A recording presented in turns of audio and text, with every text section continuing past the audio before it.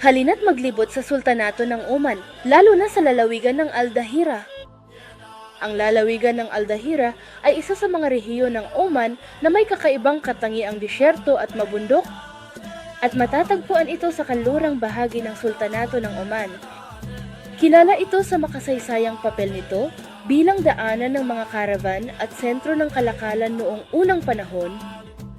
Naglalaman din ito ng maraming makasaysayang palatandaan na nagpapakita ng kahalagahan nito sa iba't ibang panahon. Ang lalawigan ay kilala sa iba't ibang anyong lupa nito mula sa mga bundok at talampas hanggang sa malalawak na kapatagan. Kabilang sa lalawigan ang maraming kastilyo, kuta at mga sinaunang monumento na naging saksi sa sibilisasyong Omani sa paglipas ng panahon, at ang mga tao rito ay tanyag sa pag-aalaga ng mga kamelyo at iba pang hayop. Binubuo ang lalawigan ng tatlong bayan, ang Ibri, Yangkul at Dang, para sa saya at libangan sa pinakamagagandang pasyalan sa sultanato. Mangyaring makipag-ugnayan sa amin at i-book ang inyong biyahe sa Kashta Biladi app.